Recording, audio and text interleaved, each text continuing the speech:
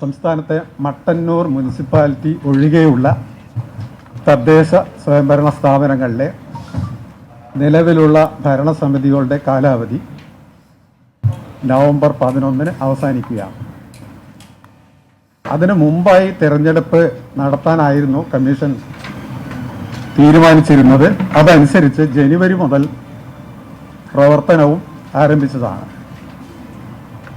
അതിനിടയിൽ COVID-19 രോഗവ്യാപനം രൂക്ഷമായി. അതിനെ തുടർന്ന് ആരോഗ്യ ഡയറക്ടറുമായി ചർച്ച നടത്തി COVID-19 പ്രോട്ടോകോൾ പാലിച്ച് തെരഞ്ഞെടുപ്പ് നടത്തുന്നതിന് തടസ്സമില്ല എന്ന് ഹെൽത്ത് ഡയറക്ടർ അറിയിച്ചു. ഇതേ വിഷയത്തെക്കുറിച്ച് തന്നെ രാഷ്ട്രീയ പാർട്ടി പ്രതിനിധികളുടെ യോഗം വിളിച്ചു ചേർത്തു. ഈ കാര്യങ്ങളൊക്കെ അവിടെയും ചർച്ചയുണ്ടായി. തെരഞ്ഞെടുപ്പ് കുറച്ച് സമയത്തേക്ക് നീട്ടിവെക്കണമെന്നും അനന്തമായി നീട്ടരുതും എന്നുള്ള അഭിപ്രായമാണ് ആ യോഗത്തിലുണ്ടായത്. അതേപോലെ തന്നെ സർക്കാർ വിളിച്ചു ചേർത്ത ഓൾ പാർട്ടി മീറ്റിങ്ങിലും ഇതിനെ സംബന്ധിച്ച് ചർച്ചയുണ്ടായി. അവിടെയും തെരഞ്ഞെടുപ്പ് അല്പം നീട്ടിവെക്കണമെന്നും അതേപോലെ തന്നെ അനന്തമായി നീട്ടരുത് എന്നും അഭിപ്രായമുണ്ടായി. അതനുസരിച്ച് സർക്കാരിൽ നിന്നും കത്ത് കിട്ടി. എല്ലാ സാഹചര്യങ്ങളും പരിശോധിച്ച് ഡിസംബർ 31 പുതിയ ഭരണസമിതി നിലവിൽ വരണം എന്നുള്ള രീതിയിലാണ് തെരഞ്ഞെടുപ്പ് പ്രവർത്തനങ്ങൾ കമ്മീഷൻ ഇപ്പോൾ നടത്തി വരുന്നത്. തെരഞ്ഞെടുപ്പ് പ്രവർത്തനം നല്ല രീതിയിൽ നടത്തുവാനും അതേപോലെ തന്നെ തെരഞ്ഞെടുപ്പ് സമയത്തുണ്ടാകുന്ന ക്രമസമാധാന പാലനം സംബന്ധിച്ചും സംസ്ഥാന പോലീസ് ചീഫുമായി കൂടിക്കാഴ്ച നടത്തി തെരഞ്ഞെടുപ്പ് സുഗമമായി നടത്തുന്നതിന് ഉള്ള എല്ലാ നടപടികളും DGPയുടെ ഭാഗത്തുനിന്ന് ഉണ്ടാകുമെന്നും പോലീസ് അതിന് സജ്ജമാണ് എന്നും സംസ്ഥാന പോലീസ് ചീഫ് അറിയിച്ചു. അതേപോലെ തന്നെ തെരഞ്ഞെടുപ്പ് പ്രവർത്തനങ്ങളെ സംബന്ധിച്ച് സംസ്ഥാന ചീഫ് സെക്രട്ടറിയുമായി ചർച്ച നടത്തി തെരഞ്ഞെടുപ്പ് സുഗമമായി നടത്തുന്നതിന് വേണ്ടി എല്ലാ സഹായ സഹകരണങ്ങളും സർക്കാരിൻ്റെ ഭാഗത്തു നിന്ന് ലഭ്യമാക്കുമെന്ന് സംസ്ഥാന ചീഫ് സെക്രട്ടറിയും അറിയിച്ചിട്ടുണ്ട്. സംസ്ഥാനത്ത് 1200 തദ്ദേശ സ്വയംഭരണ സ്ഥാപനങ്ങളാണുള്ളത്. അതിൽ 1199 സ്ഥാപനങ്ങളിലേക്കാണ് തെരഞ്ഞെടുപ്പ് നടത്തേണ്ടത്. 941 ഗ്രാമപഞ്ചായത്ത്, 152 ബ്ലോക്ക് പഞ്ചായത്തുകൾ, 14 ജില്ലാ പഞ്ചായത്തുകൾ,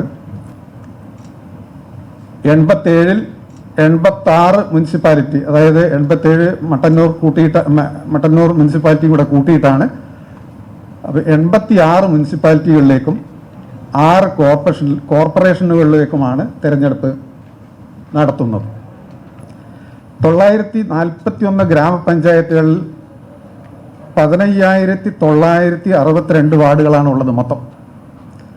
അതേപോലെ തന്നെ 152 ബ്ലോക്ക് പഞ്ചായത്തുകളിൽ 20,280 വാർഡുകളും 14 ജില്ലാ പഞ്ചായത്തുകളിലായി 331 വാർഡുകളും 86 മുനിസിപ്പാലിറ്റികളിലായി 3078 വാർഡുകളും 6 കോർപ്പറേഷനുകളിൽ 414 വാർഡുകളും, അങ്ങനെ മൊത്തം 21,865 വാർഡുകളിലേക്കാണ് തെരഞ്ഞെടുപ്പ് നടത്താൻ പോകുന്നത്. ഓരോ വാർഡും ഓരോ നിയോജക മണ്ഡലമാണ്. അപ്പോൾ 21,865 നിയോജക മണ്ഡലങ്ങളിലേക്കാണ് തെരഞ്ഞെടുപ്പ് നടത്തേണ്ടത്. തെരഞ്ഞെടുപ്പ് COVID-19 പ്രോട്ടോകോൾ കർശനമായി പാലിച്ചായിരിക്കും തെരഞ്ഞെടുപ്പ് നടത്തുക. തെരഞ്ഞെടുപ്പിൻ്റെ എല്ലാ പ്രവർത്തനങ്ങളിലും മാസ്ക്, ഗ്ലൗസ്, അതേപോലെ തന്നെ സാനിറ്റൈസർ സാമൂഹ്യ അകലം പാലിക്കൽ, അതൊക്കെ വളരെ നിർബന്ധമായും കർശനമായും നടപ്പാക്കും. പൊതു തെരഞ്ഞെടുപ്പിനുള്ള വോട്ടർ പട്ടിക, അന്തിമ വോട്ടർ പട്ടിക ഒക്ടോബർ 1 പ്രസിദ്ധീകരിച്ചിട്ടുണ്ട്. അതായത് 2 ഘട്ടം പൂർത്തിയാക്കിയതിന് ശേഷമാണ് അന്തിമ പട്ടിക നമ്മൾ പ്രസിദ്ധീകരിച്ചത്. അതുപ്രകാരം 2,71,20,823 വോട്ടർമാരാണുള്ളത്. 2,71,20,823. അതിൽ 1,29,25,766 പുരുഷന്മാരും 1,41,94,725 സ്ത്രീ വോട്ടർമാരുമാണ് ഉള്ളത്. ട്രാൻസ്ജെൻഡേഴ്സ് 282 പേരാണ്. 1/10/2020 പ്രസിദ്ധീകരിച്ച അന്തിമ പട്ടികയിൽ പേര് ഉൾപ്പെടുത്താൻ കഴിയാത്തവർക്ക് ഒരവസരം കൂടി എന്നുള്ള നിലയിൽ ഒക്ടോബർ 31 വരെ, അതായത് 27 മുതൽ 31 വരെ ഒരവസരം കൂടി നൽകിയിട്ടുണ്ടായിരുന്നു. അത് സംബന്ധിച്ച തുടർ നടപടി നടന്നു വരികയാണ്. നവംബർ 10 അഡീഷണൽ പട്ടികയും കൂടി പ്രസിദ്ധീകരിക്കും. തെരഞ്ഞെടുപ്പ് ആവശ്യത്തിലേക്കായി മൊത്തം 34,744 പോളിംഗ് സ്റ്റേഷനുകളാണ് സജ്ജമാക്കിയിട്ടുള്ളത്. അതിൽ പഞ്ചായത്തുകൾക്ക് 29,321 പോളിംഗ് ബൂത്തുകൾ, മുനിസിപ്പാലിറ്റികൾക്ക് 3,422, അതുപോലെ കോർപ്പറേഷനുകൾക്ക് 2,001 പോളിംഗ് ബൂത്തുകളാണ് ഉള്ളത്. എല്ലാ തദ്ദേശ സ്ഥാപനങ്ങളിലേക്കും ഭരണാധികാരികളെയും ഉപഭരണാധികാരികളെയും നിശ്ചയിച്ച് വിജ്ഞാപനം പുറപ്പെടുവിച്ചിട്ടുണ്ട്. പോളിംഗിന് ആവശ്യമായ ഉദ്യോഗസ്ഥരുടെ നിയമനം പുരോഗമിച്ചു വരികയാണ്. പോളിംഗ് ഉദ്യോഗസ്ഥരുടെ ഇലക്ട്രോണിക് വോട്ടിംഗ് മെഷീൻ ഉപയോഗിച്ചാണ് തെരഞ്ഞെടുപ്പ് നടത്തുന്നത്. ഇലക്ട്രോണിക് വോട്ടിംഗ് മെഷീനുകളുടെ പരിശോധന ഏകദേശം പൂർത്തിയായി വരുന്നു. പകുതിയിലധികം ജില്ലകളിലും FLC പൂർത്തിയായി. ബാക്കിയുള്ള സ്ഥലത്ത് നവംബർ 10 ആ പ്രവർത്തനവും പൂർത്തിയാകും. അതുപോലെ ഹാൻഡ് ബുക്സ്, ഫോംസ്, മറ്റ് ഇലക്ഷനുമായി ബന്ധപ്പെട്ട സാധന സാമഗ്രികൾ ഇതൊക്കെ പർച്ചേസ് ചെയ്യാനുള്ള ഓർഡർ കൊടുത്തു. അതൊക്കെ തയ്യാറായി വരുന്നു. COVID-19 രോഗ പശ്ചാത്തലത്തിൽ ഉദ്യോഗസ്ഥന്മാർക്ക് mask, sanitiser, gloves, face shield എന്നിവ കമ്മീഷൻ കൊടുക്കുന്നതായിരിക്കും. കോവിഡ് പോസിറ്റീവ് ആകുന്നവർക്കും ക്വാറന്റൈനിൽ കഴിയുന്നവർക്കും പോസ്റ്റൽ വോട്ടിൻ്റെ സൗകര്യമുണ്ടാകും. പോളിംഗിന് 3 ദിവസം മുമ്പ് പോസ്റ്റൽ വോട്ടിന് അപേക്ഷിക്കണം. പോളിംഗ് സ്റ്റേഷനുകളിൽ സാനിറ്റൈസർ പ്രൊവൈഡ് ചെയ്യുന്നുണ്ട്. അത് ബ്രേക്ക് ദ ചെയിൻ ഉദ്ദേശിച്ചിട്ടാണ്.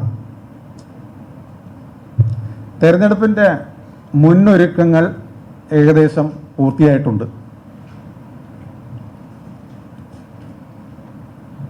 തെരഞ്ഞെടുപ്പ് നിങ്ങൾക്കറിയാവുന്ന പോലെ തെരഞ്ഞെടുപ്പ് ഒരു ജനകീയ ഉത്സവമാണ്. അത് നല്ല രീതിയിൽ നടത്തണം. നമുക്ക് മുൻകാലങ്ങളിൽ 2 ഘട്ടങ്ങളിലായാണ് തെരഞ്ഞെടുപ്പ് നടത്തിയിട്ടുള്ളത്. എന്നാൽ കോവിഡ് പശ്ചാത്തലത്തിൽ ഉദ്യോഗസ്ഥരുടെയും പോലീസ് ഓഫീസർമാരുടെയും സൗകര്യം പരിഗണിച്ച് ഇപ്പോഴത്തെ പൊതു തെരഞ്ഞെടുപ്പ് 3 ഘട്ടങ്ങളിലായാണ് നടത്താൻ തീരുമാനിച്ചിട്ടുള്ളത്.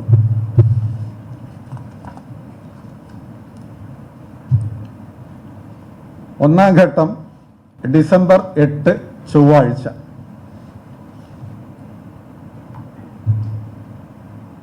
ഡിസംബർ 8 ചൊവ്വാഴ്ച. അന്നേ ദിവസം തെരഞ്ഞെടുപ്പ് നടത്തുന്ന ജില്ലകൾ തിരുവനന്തപുരം, കൊല്ലം, പത്തനംതിട്ട, ആലപ്പുഴ, ഇടുക്കി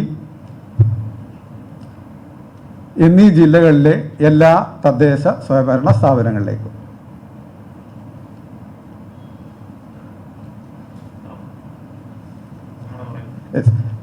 തിരുവനന്തപുരം, കൊല്ലം, പത്തനംതിട്ട, ആലപ്പുഴ,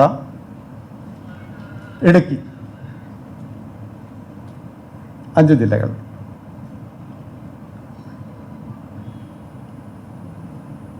അല്ല, രണ്ടാം ഘട്ടം ഡിസംബർ 10 വ്യാഴാഴ്ച.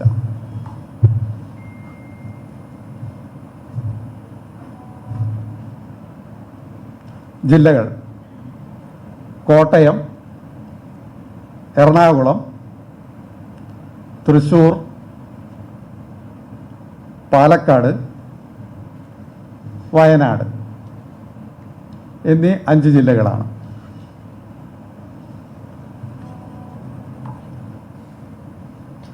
മൂന്നാം ഘട്ടം ഡിസംബർ 14 തിങ്കളാഴ്ച. മലപ്പുറം, കോഴിക്കോട്, കണ്ണൂർ, കാസർഗോഡ് എന്നീ 4 ജില്ലകളിലാണ്. എല്ലാ സ്ഥലത്തും വോട്ടെടുപ്പ് സമയം രാവിലെ 7 മുതൽ വൈകിട്ട് 6 മണി വരെയാണ്. എല്ലാ സ്ഥലത്തും എല്ലാ ജില്ലകളിലും വോട്ടെണ്ണൽ ഡിസംബർ 16 ബുധനാഴ്ചയാണ്. രാവിലെ തന്നെ വോട്ടെണ്ണൽ ആരംഭിക്കും. 8 മണിക്ക് വോട്ടെണ്ണൽ ആരംഭിക്കും.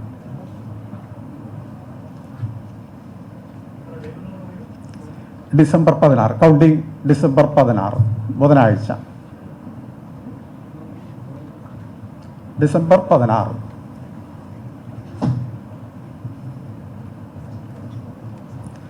തിരഞ്ഞെടുപ്പ് വിജ്ഞാപനം കമ്മീഷൻ നവംബർ 12 പ്രസിദ്ധീകരിക്കുന്നതാണ്. നവംബർ 12.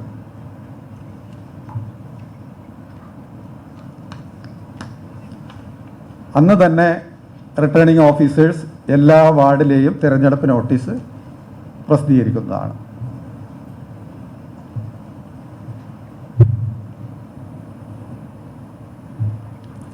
ക്രിസ്മസിന് മുമ്പേ തന്നെ പുതിയ ഭരണസമിതി സത്യപ്രതിജ്ഞ ചെയ്ത് അധികാരം ഏൽക്കുന്നതിനുള്ള നടപടി സ്വീകരിക്കും.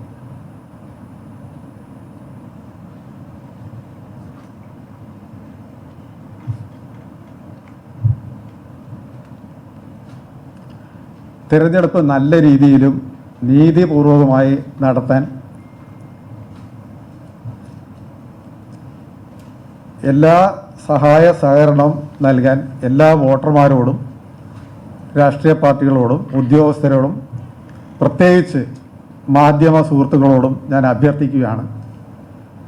കാരണം നിങ്ങളാണ് രാഷ്ട്രീയ പാർട്ടികളെ അതേപോലെ തന്നെ വോട്ടർമാരെ ബൂത്തിലെത്തിക്കുന്നത് നിങ്ങൾ തന്നെയാണ്. അപ്പോൾ മാക്സിമം വോട്ടർമാരെ ബൂത്തിലെത്തിക്കുന്നതിനുള്ള ഉത്തരവാദിത്വം നിങ്ങളും ഏറ്റെടുക്കണം. കാരണം COVID-19 രോഗ പശ്ചാത്തലത്തിൽ നിങ്ങളും ആ കാര്യത്തിൽ മുമ്പൊക്കെ എടുക്കുന്ന അതേമാതിരി തന്നെ ഇപ്രാവശ്യം വളരെ കൂടുതൽ ശ്രദ്ധയോടെ നിങ്ങളും അതിനായി പ്രവർത്തിക്കണമെന്നാണ് എനിക്ക് അഭ്യർത്ഥിക്കാനുള്ളത്.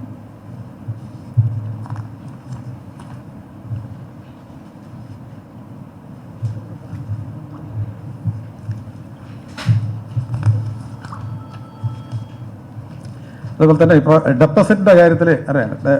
സ്ഥാനാർത്ഥി ഡെപ്പോസിറ്റ് ഗ്രാമപഞ്ചായത്ത് 1000, ബ്ലോക്ക് പഞ്ചായത്ത് 2000, ജില്ലാ പഞ്ചായത്ത് 3000 രൂപ, മുനിസിപ്പാലിറ്റി 2000, കോർപ്പറേഷൻ 3000.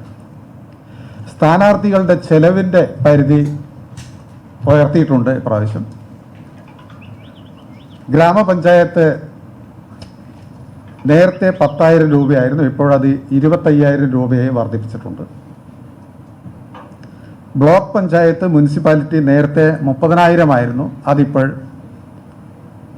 75,000 രൂപയാക്കിയിട്ടുണ്ട്. ജില്ലാ പഞ്ചായത്ത് കോർപ്പറേഷൻ നേരത്തെ 60,000 ആയിരുന്നു, 1,50,000 ആക്കിയിട്ടുണ്ട് ഇപ്പോഴും.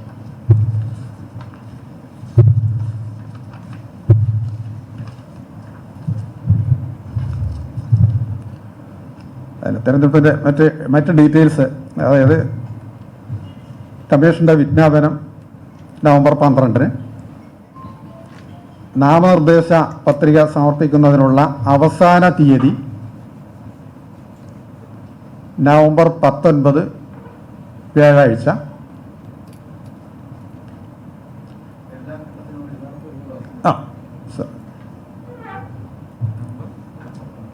നാമനിർദ്ദേശ പത്രികകളുടെ സൂക്ഷ്മ പരിശോധന നവംബർ 20,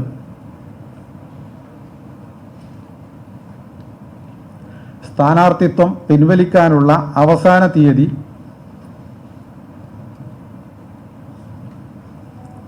നവംബർ 23 തിങ്കളാഴ്ച.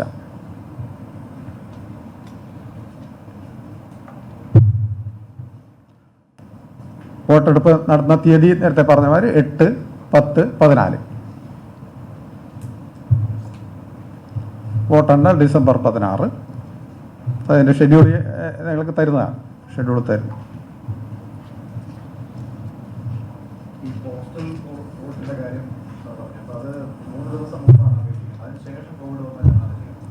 അതിനുശേഷം കോവിഡ് പിടിപെട്ടാൽ, കോവിഡ് പോസിറ്റീവ് ആയി കഴിഞ്ഞാൽ 2-3 നിർദ്ദേശങ്ങൾ വന്നിട്ടുണ്ട് ഇപ്പോഴും. അതനുസരിച്ചിട്ട് അത് സംബന്ധിച്ച റൂൾസ് ഉണ്ടാക്കുവാണ്. ഒന്ന്, അവർക്ക് PPE കിറ്റ് ധരിച്ച് വോട്ടെടുപ്പിൽ പങ്കെടുക്കാൻ പറ്റുമോ എന്നുള്ള കാര്യത്തെക്കുറിച്ച് അത് ആലോചിക്കണം. PPE കിറ്റ് ധരിച്ച് വോട്ടർമാർ വരാൻ തയ്യാറാവുകയാണെങ്കിൽ PPE കിറ്റ് ഹെൽത്ത് സെക്രട്ടറി അത് അവൈലബിൾ ആക്കുക എന്ന് പറഞ്ഞിട്ടുണ്ട്. അതിനെക്കുറിച്ച് ആലോചിക്കണം, അത് പ്രാക്ടിക്കലാണോ അല്ലയോ എന്നുള്ളത്. കാരണം അത് വോട്ടർമാർ വില്ലിങ് ആവണം, മറ്റുള്ളവരും അത് വില്ലിങ് ആവണം.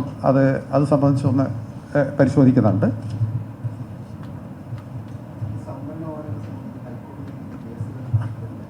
കുറച്ച് കേസുകൾ പെൻഡിങ് ആണ്. കേസിൽ കോടതിയിൽ പെൻഡിങ് ആയ കേസുകളെക്കുറിച്ച് ഞാൻ ഒന്നും അഭിപ്രായം ഇപ്പോൾ പറയുന്നില്ല. അത് വന്നിട്ടുണ്ട്, അതും പരിശോധിച്ച് ആലോചിച്ചിട്ട് എന്താ ചെയ്യേണ്ടതെന്ന് വെച്ചാൽ ചെയ്യും. മാതൃകാ പെരുമാറ്റച്ചട്ടം ഞാൻ പറയാൻ പോവുക. മാതൃകാ പെരുമാറ്റച്ചട്ടം ഇന്ന് മുതൽ നിലവിൽ വരും.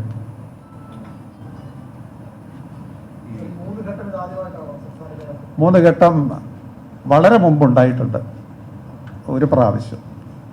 ഇത് മട്ടന്നൂർ എപ്പോഴും 2 വർഷം കഴിഞ്ഞിട്ടാണ് ഉണ്ടാവുക. അതായത് മട്ടന്നൂർ മുനിസിപ്പാലിറ്റി രൂപീകരിക്കുന്ന സമയത്ത് ഒരു കേസ് ഉണ്ടായിരുന്നു, അത് 2 വർഷം നീണ്ടുപോയി. അതുകൊണ്ടാണ് എപ്പോഴും മട്ടന്നൂർ മുനിസിപ്പാലിറ്റി ഈ പൊതു തെരഞ്ഞെടുപ്പിൽ, മുനിസിപ്പാലിറ്റിയുടെ തെരഞ്ഞെടുപ്പ് ഈ പൊതു തെരഞ്ഞെടുപ്പിൻ്റെ കൂട്ടത്തിൽ വരാതെ, അതെപ്പോഴും അങ്ങനെ തന്നെ പോകും. ഈ സംവരണത്തിന്റെ കേസ് ഹൈക്കോടതിയുടെ പരിഗണനയിൽ ഇരിക്കുമ്പോഴേ നമ്മൾ തീയതി പ്രഖ്യാപിക്കുന്ന എന്തെങ്കിലും രീതിയിൽ പ്രോസസ്സിനെ ബാധിക്കാൻ സാധ്യതയുണ്ടോ? ഇല്ല. കാരണം അതടക്കം നമ്മൾ ആലോചിക്കുന്ന കാര്യത്തിൽ അതെല്ലാം പെടും. ഇല്ല, തൽക്കാലം വിധിയുണ്ട്. അതെ,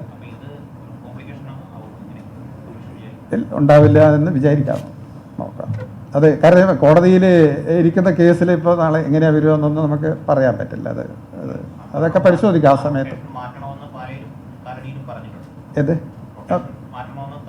അതെ അതെ. അപ്പോൾ അത് പരിശോധിച്ച് തുടർ നടപടി എന്താണ് ആവശ്യമായത് സ്വീകരിക്കും. അല്ല, അതാണ് ആലോചിക്കുന്നു എന്ന് പറഞ്ഞാൽ എല്ലായി ആലോചിക്കുന്നു എന്ന് പറഞ്ഞാൽ, കാരണം ചിലപ്പോൾ പോയില്ല എന്ന് വരും, ചിലപ്പോൾ പോകാം. അത് ആലോചനയിലാണ്. വോട്ടർ പട്ടിക സംബന്ധിച്ച ചില പരാതികൾ ഈ കോൺഗ്രസ് ഇന്ന് ഉന്നയിച്ച ഒരു ആരോപണം 55,000 പേരുകൾ വോട്ടർ പട്ടികയിൽ ഇരട്ടിപ്പാണ്. അത് സംബന്ധിച്ച് കമ്മീഷൻ പരാതി നൽകിയിട്ടുണ്ടെന്ന് പറയും. സ്പെസിഫിക് ആയി കിട്ടിയ പരാതികളിലൊക്കെ നടപടി എടുക്കുന്നുണ്ട്. അങ്ങനെ സ്പെസിഫിക് പരാതികളെ കിട്ടുള്ളൂ. ജനറലായിട്ട് ജനറലായിട്ടും വന്നിട്ടുണ്ട്, സ്പെസിഫിക് ആയിട്ടും വന്നിട്ടുണ്ട്. അതൊക്കെ അത് സംബന്ധിച്ചൊക്കെ നടപടി എടുത്തു വരുന്നുണ്ട്. അതായത് ഇലക്ട്രൽ രജിസ്ട്രേഷൻ ഓഫീസർമാർക്ക് അത് അയച്ചു കൊടുത്ത് അവർക്ക് അതിനുള്ള നിർദ്ദേശവും കൊടുത്തിട്ടുണ്ട്. നേരത്തെ പറഞ്ഞ കോവിഡ് പ്രോട്ടോകോൾ അതേപോലെ തന്നെയല്ലേ, 3 വീട് കയറാൻ 3 പേർ കലാശം. അതെ, ഗൈഡ് ലൈൻസ് കോപ്പി കിട്ടും. നേരത്തെ COVID-19 പ്രോട്ടോകോൾ സംബന്ധിച്ച് രാഷ്ട്രീയ പാർട്ടികളുമായിട്ടും ഒക്കെ ചർച്ച ചെയ്ത് നമ്മൾ അത് അംഗീകരിച്ച് ഈ മാർഗനിർദ്ദേശം ഇറക്കിയിട്ടുണ്ട്. എനിക്ക് തോന്നുന്നു അതിന്റെ കോപ്പി ബന്ധപ്പെട്ടവർക്ക് അയച്ചു കൊടുത്ത് മീഡിയക്കും കിട്ടിയിട്ടുണ്ട്. അതേപടി തന്നെ 6 മണി 7 മുതൽ നേരത്തെ 7 മുതൽ 5 മണി വരെ ആയിരുന്നു. ഇപ്പോൾ അത് 7 മുതൽ 6 വരെയായി. അത് മതിയോ? അതായത് ഇതേ വോട്ടേഴ്സ് തന്നെ നമ്മൾ 7 മുതൽ 5 വരെ ഉള്ള സമയങ്ങളിൽ വോട്ട് ചെയ്തിട്ടുണ്ട്.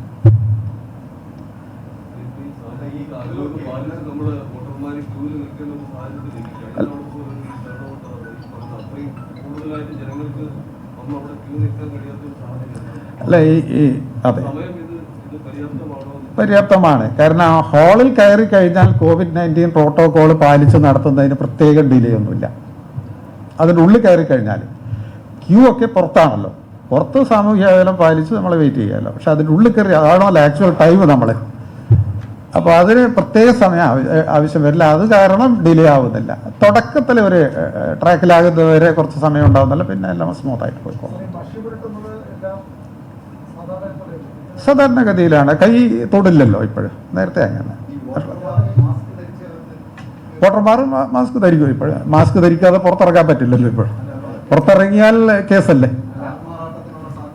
അല്ല, ഐഡന്റിഫൈ ചെയ്യാൻ വേണ്ടി മാസ്ക് മാറ്റേണ്ടി വരും.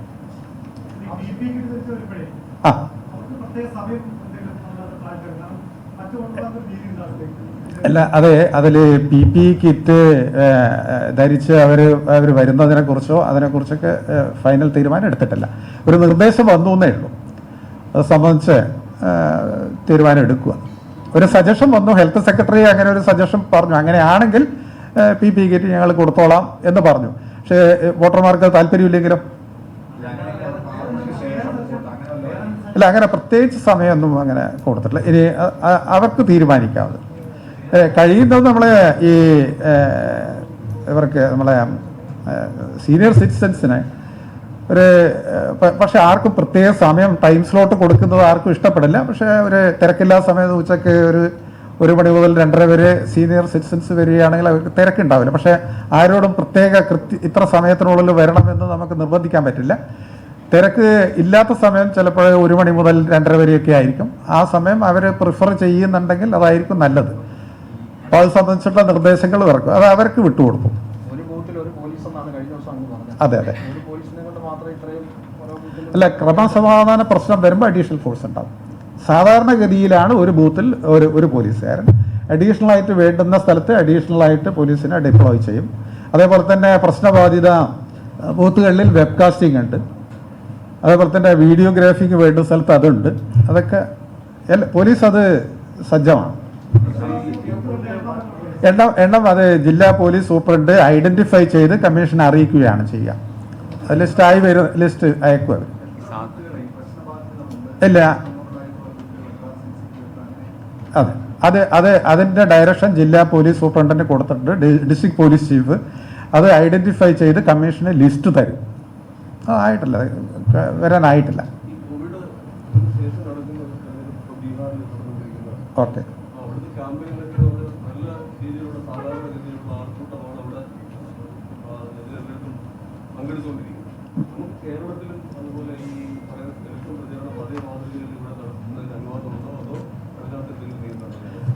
COVID-19 പ്രോട്ടോകോൾ പാലിച്ച് ഇലക്ഷൻ നടത്തണം. അത് കർശനമായി നടപ്പാക്കുമെന്ന് കമ്മീഷനും പറയുന്നു. അതനുസരിച്ച് ബന്ധപ്പെട്ട പോലീസ് ഉദ്യോഗസ്ഥരും അത് കർശനമായി നടപ്പാക്കും. അത് വയലേറ്റ് ചെയ്യാതിരിക്കാനുള്ള എല്ലാ നടപടിയും നമ്മൾ എടുക്കുന്നതായിരിക്കും. അതായത് അതിന് നിങ്ങളുടെ സഹകരണം ആവശ്യമുണ്ട്. അതായത് ജനങ്ങളെ ഇത് പാലിച്ച്, അതായത് നമ്മളെ കേരളത്തിലെ തദ്ദേശ തെരഞ്ഞെടുപ്പ് ഒരു മാതൃകയാക്കാനുള്ള ഒരു ശ്രമം, അതിൻ്റെ നടപടി, ഒരുപാട് ഉത്തരവാദിത്വം മീഡിയയ്ക്കുണ്ട്. മീഡിയ അത് ഏറ്റെടുത്തു കഴിഞ്ഞാൽ എല്ലാവരും അത് പാലിച്ചു വരും. അതേപോലെ തന്നെ രാഷ്ട്രീയ പാർട്ടികളും അത് ചെയ്യുന്നുണ്ട്. അതിനുള്ള സ്ഥാനാർത്ഥികൾക്കും അതിനുള്ള നിർദ്ദേശം കൊടുത്തിട്ടുണ്ട്.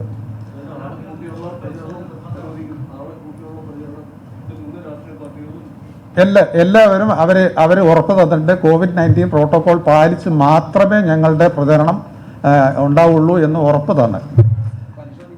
അത് പരിശോധിക്കാനുള്ള സംവിധാനമുണ്ട്. അത് പോലീസ് അതൊക്കെ ചെയ്യും. ബാക്കി ഇത് പാലിക്കാനുള്ള എല്ലാ ജില്ലാ തെരഞ്ഞെടുപ്പ് ഉദ്യോഗസ്ഥരുണ്ട്, പോലീസുണ്ട്, എല്ലാവർക്കും അത് സംബന്ധിച്ച് ഗൈഡ് ലൈൻസ് കൊടുക്കുക, ഡയറക്ഷൻസ് ഇഷ്യൂ ചെയ്യും. ഇന്ന് ഡിക്ലെയർ ചെയ്തതല്ലേ ഉള്ളൂ. അത് സംബന്ധിച്ച് ഇനി മുതലാണ് ഡയറക്ഷൻസ് പോകും. സ്ഥാനാർത്ഥികൾ കോവിഡ് പോസിറ്റീവ് ആയി കഴിഞ്ഞാൽ പ്രചരണത്തിൽ നിന്ന് മാറി നിൽക്കാൻ പ്രത്യേക നിർദ്ദേശം നൽകിയിട്ടുണ്ട്. മാറി നിൽക്കണം.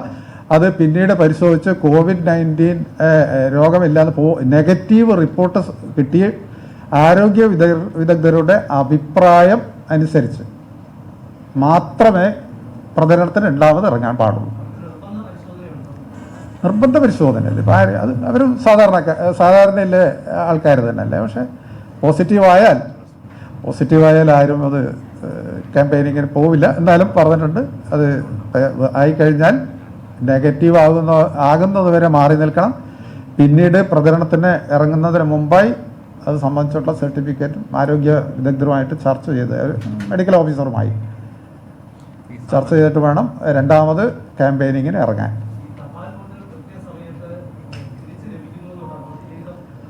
അത് തപാൽ വോട്ട് പോസ്റ്റൽ ആയിട്ടും അയക്കാം, നേരിട്ടും അയക്കാം. ഇപ്പോൾ ഒരാൾ ബന്ധുക്കളെടുത്ത് ഇത് ആദ്യം അപ്ലൈ ചെയ്യണം. അപ്ലൈ ചെയ്ത് തിരിച്ച് ഡിക്ലറേഷൻ അടക്കം പോസ്റ്റൽ ബാലറ്റ് തിരിച്ചു തരും. തിരിച്ച് തപാലിലേക്കും അല്ലെങ്കിൽ ആൾവശം കൊടുത്തു വിടും. അത് ഒപ്പിട്ട് ഡിക്ലറേഷൻ അറ്റസ്റ്റ് ചെയ്തതിന് ശേഷം തിരിച്ചു കൊടുക്കണം. അതായത് വോട്ടുണ്ടെന്ന് അന്ന് രാവിലെ വരെ കിട്ടുന്നതെല്ലാം എണ്ണുന്നതിൽ ഉൾപ്പെടുത്തും. അത്രയും സൗകര്യങ്ങളുണ്ട്. വേണമെങ്കിൽ നിങ്ങൾക്ക് 2 ദിവസത്തിന് ഉള്ളിൽ തന്നെ അത് എത്തിക്കാൻ പറ്റുന്നുണ്ടെങ്കിൽ ഉത്തമം.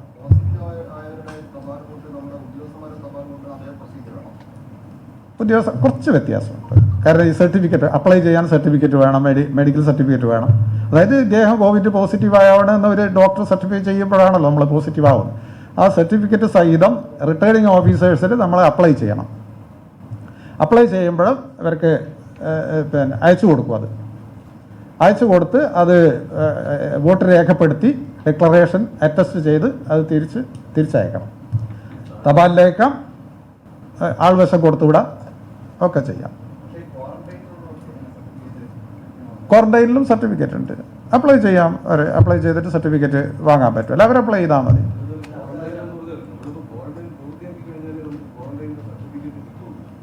അല്ല, ഇത് എൻ്റെ വീട്ടിൽ ഇന്ന ആൾക്കാരുണ്ടായിരുന്നു, ഞാൻ ഇന്നാളായിട്ട് ഇതായിരുന്നു, എനിക്കൊരു സർട്ടിഫിക്കറ്റ് വേണമെന്ന് പറഞ്ഞാൽ ചെയ്യാം. അത് സംബന്ധിച്ചൊക്കെ ഡയറക്ഷൻ വരുന്നുണ്ട്. ഇന്ന് അത് സംബന്ധിച്ച റൂൾസും വരുന്നുണ്ട്.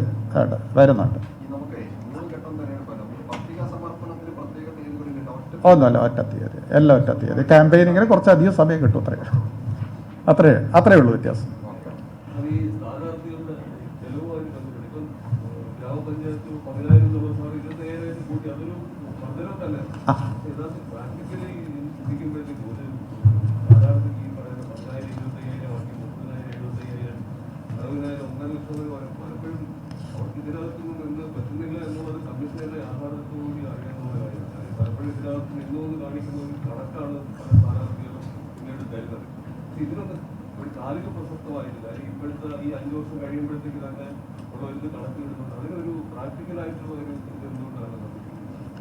അല്ല, ഒരു സ്ഥാനാർത്ഥിക്ക് ഒരു വാർഡിൽ നമുക്ക് അത്രയും തുക ചെലവാക്കിയ പോരെ.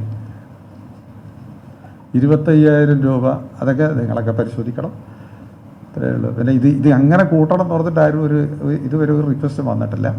പിന്നെ ഇത് എല്ലാവരും ഇത് എത്രയായാലും അത് നമ്മൾ പരിശോധിക്കും. ഇതിപ്പം അസംബ്ലിയിലും അങ്ങനെ തന്നെയായിരുന്നല്ലോ. ആ തുക തന്നെയാണോ നമ്മൾ പരിശോധിക്കുന്നില്ലേ? അതേപോലെ തന്നെ ഒരു വാർഡിൽ അത്രയല്ലേ വേണ്ടൂ, അത്രയല്ലേ നമുക്ക്. ഇപ്രാവശ്യം എങ്ങനെ ചിലവ് കൂടുകയോ ചെയ്യുകയോ കുറയുകയോ ചെയ്യുമോ? എങ്ങനെ ഓൺലൈനിൽ അത്ര ചിലവ് കൂടുകയോ ചെയ്യോ? ചുരുക്കണം, നമുക്ക് ചിലവ് ചുരുക്കണം. അവർക്ക് ഭക്ഷണം കഴിക്കും. ഭക്ഷണം ഇതിൽ പെടുന്നില്ലല്ലോ.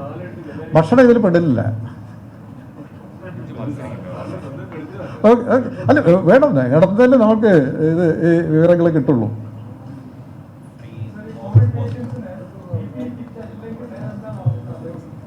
അല്ല നമ്മൾ അത് പ്രത്യേക രീതിയിൽ കളക്ട് ചെയ്യാൻ പറ്റുമോ എന്നൊക്കെ ഉള്ള ഒരു ആലോചനയുണ്ട്. എത്രത്തോളം പ്രാക്ടിക്കലാണ് എന്നുള്ളത് തന്നെ കുറച്ച് ആലോചിക്കുന്നുണ്ട്.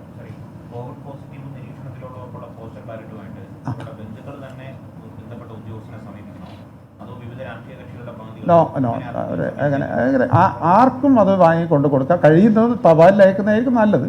ബന്ധുക്കൾക്ക് കൊണ്ടു കൊടുക്കാം. ഇത് ആലോചിക്കുന്നത് ഈ വോട്ടറാണ് തീരുമാനിക്കുന്നത്. കാരണം ഇത് കോൺഫിഡൻഷ്യലാണ്, ആർക്കും തുറന്നു നോക്കാൻ പറ്റില്ല. വോട്ടെണ്ണുന്ന ആ ദിവസം മാത്രം, ആ സമയത്ത് മാത്രമേ ഇത് ഓപ്പൺ ചെയ്യൂ. അപ്പോൾ അതിലെന്താണെന്ന് ആർക്കും കണ്ടുപിടിക്കാൻ പറ്റില്ല.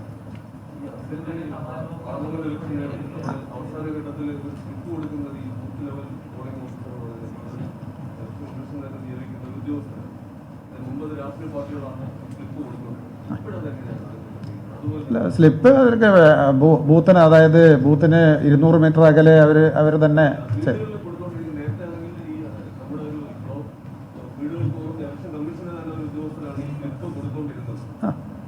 അല്ല അങ്ങനെ നമ്മുടെ ഇലക്ഷൻ കമ്മീഷൻ്റെ ഉദ്യോഗസ്ഥനൊന്നും അങ്ങനെ സ്ലിപ്പ് കൊടുക്കുന്നില്ല. ശരി, ഏത് പോസ്റ്റൽ വോട്ടിൻ്റെ? ഓക്കെ, അല്ല അത് നേരത്തെ അപ്ലൈ ചെയ്യുകയാണെങ്കിൽ അത് അധികം വൈകില്ല. ഇനി തപാൽ മാർഗം അല്ലാതെ നേരിട്ടും എത്തിക്കാം. നേരിട്ട് ആരുടെ വശം എത്തിക്കാനും സൗകര്യമുണ്ട്. നേരിട്ട് കൊണ്ടു കൊടുക്കാം. ആരെയും വശം കൊടുത്തു വിട്ടാൽ മതി. അല്ല ഒന്ന് അവർക്ക് ഒരു ചിലവുമില്ല.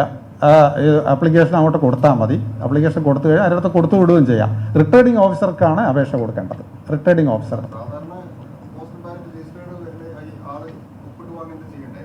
ഇത് അവിടെ ഒപ്പിട്ടിട്ട് അയക്കുന്നത് ഈ കവറിൽ ഒട്ടിച്ചിട്ടാണ് അയക്കുക. അത് 2-3 കവർ ഉണ്ടാവും.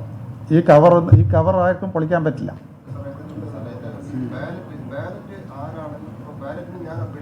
ആ, അങ്ങനെയും വരും. ആ,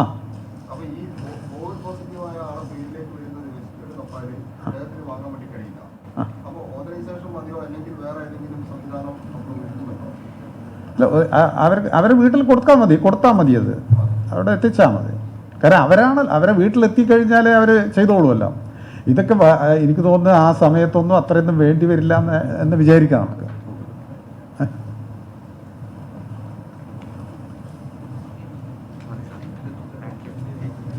അതുപോലെ ഈ സ്ഥാനാർത്ഥികളുടെ ചെലവ് കണക്ക് സമർപ്പിക്കുന്നത് മിക്കവരും സമയത്ത് സമർപ്പിക്കാറില്ല.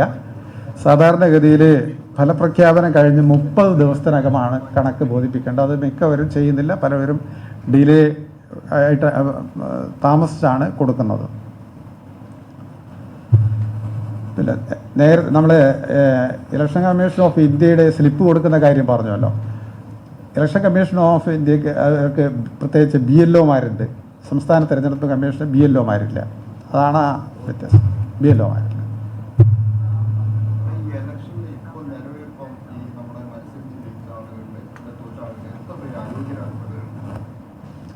കണക്കിടെ ഏകദേശം 9,000-10,000 എടുക്കണം മൊത്തം. ഏകദേശം 8,000-9,000 അധികം ഉണ്ട് അതിന് കണക്ക് കൃത്യമായിട്ട് വേണമെങ്കിൽ തരാം.